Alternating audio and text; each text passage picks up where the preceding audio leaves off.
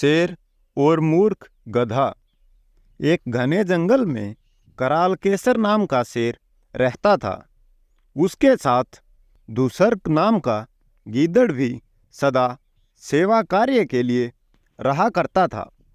शेर को एक बार एक मत हाथी से लड़ना पड़ा। तब से उसके शरीर पर कई घाव हो गए थे। एक टांग भी इस लड़ाई में टूट गई थी। इसके लिए एक कदम चलना भी कठिन हो गया था। जंगल में पशुओं का शिकार करना उसकी शक्ति से बाहर था। शिकार के बिना पेट नहीं भरता था। शेर और गीदड़ दोनों भूख से व्याकुल थे। एक दिन शेर ने गीदड़ से कहा, तू किसी शिकार की खोज कर के यहाँ ले आ। मैं पास में आए पशु को मार डालूंगा, फिर हम दोनों भर पेट खाना खाएंगे।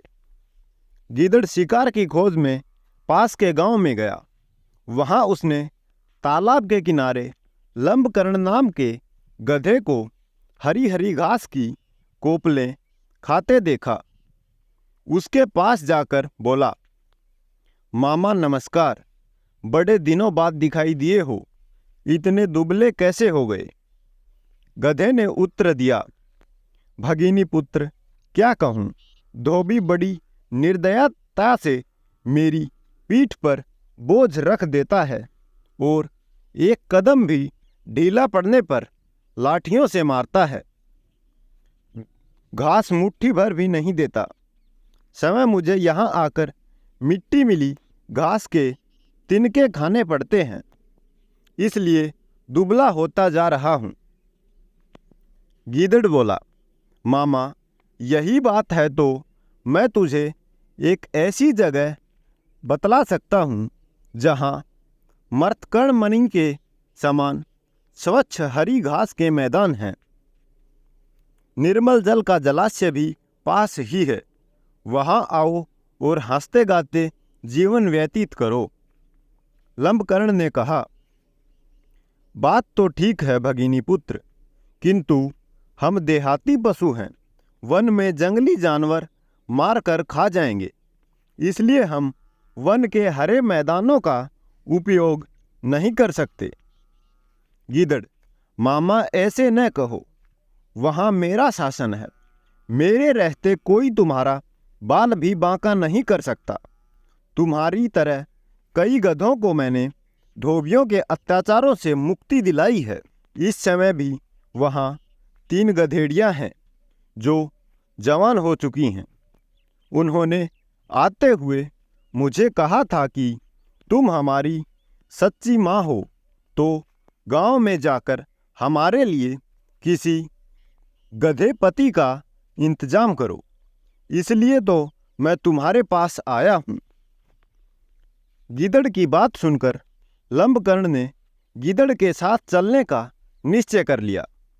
गीदड़ के पीछे पीछे चलता हुआ वह उसी वन में आ पहुंचा जहां कई दिनों का भूखा शेर भोजन की प्रतीक्षा में बैठा था। शेर के उठते ही लंबकर्ण ने भागना शुरू कर दिया। उसके भागते भागते भी शेर ने पंजा लगा दिया, लेकिन लंबकर्ण शेर के पंजे में नहीं फंसा, भाग ही गया। तब गीदड़ ने शेर से कहा, तुम्हारा पंजा बिल्कुल बेकार हो गया है। गधा भी उसके फंदे में फंसा नहीं, वह भी बचकर भाग जाता है। क्या इसी बल पर तुम हाथी से लड़ते हो? शेर ने जरा लज्जित होते हुए उत्तर दिया, अभी मैंने अपना पंजा तैयार भी नहीं किया था, वह अचानक ही भाग गया। अन्यथा हाथी भी इस पंजे की मार से घायल हुए बिना भाग नहीं सकता। गीदड़ बोला, अच्छा तो अब एक बार और यत्न करके उसे तुम्हारे पास लाता हूँ, यह प्रहार खाली न जाए। शेर, जो गधा मुझे अपनी आंखों से देखकर भागा है वह अब कैसे आएगा? किसी और पर घात लगाओ। गीदड़, इन बातों में तुम दखल मत दो, तुम तो केवल तैयार होकर बैठे रहो। गीदड़ ने देखा कि गधा उसी स्थान पर फिर घास चर रहा है। गीदड़ को देखकर गधे ने कहा, भगिनी सूत, तुम भी मुझे खूब अच्छी जगह ले गया। एक क्षण और हो जाता तो जीवन से हाथ धोना पड़ता। भला वह कौन सा जानवर था जो मुझे देखकर उठा था और जिसका वज्र समान हाथ मेरी पीठ पर पड़ा था। तब हंसते हुए गीदड़ ने कहा, मामा तुम भी विचित्र हो। गधेड़ी तुम्हें देखकर आलिंगन करने उठी और तुम वहां से भाग आए। उसने तो तुमसे प्रेम करने को हाथ उठाया था। वह तुम्हारे बिना जीवित नहीं रहेगी, भूखी प्यासी मर जाएगी। वह कहती है कि यदि लंबकर्ण मेरा पति नहीं होगा तो मैं आग में कूद पड़ूंगी। इसलिए अब अधिक मत सताओ, अन्यथा स्त्री हत्या का पाप तुम्हारे सिर लगेगा। चलो मेरे साथ चलो। गीदड़ की बात सुनकर गधा उसके साथ फिर जंगल की ओर चल दिया। वहां पहुंचते ही शेर उस पर टूट पड़ा। उसे मारकर शेर तालाब में स्नान करने गया। गीदड़ रखवाली करता रहा। शेर को जरा देर हो गई। भूख से व्याकुल गीदड़ ने गधे के कान और दिल को खा लिया।